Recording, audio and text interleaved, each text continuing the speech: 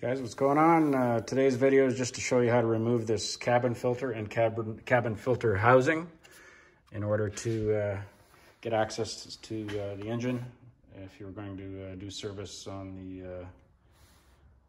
the head, for example, you needed to remove the valve cover or maintenance of that sort.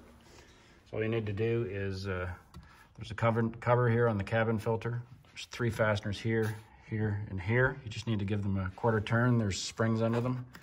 They'll pop up. Quarter turn there and a quarter turn here.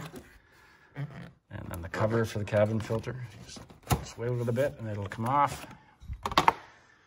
And the cabin filter will pull out. Next thing you want to do here is, I've already taken them out just to get ready, but there's T30 Torx fasteners, 4 of them, here, here, here, and here.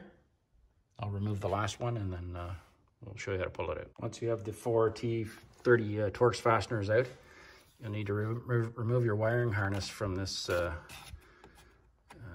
harness holder here. So you just pry up on those 4 tabs. There you go, it's already popped off. Pull out your wiring harness, and now this entire cover will pull out. There you go. Now we have better access to the engine compartment.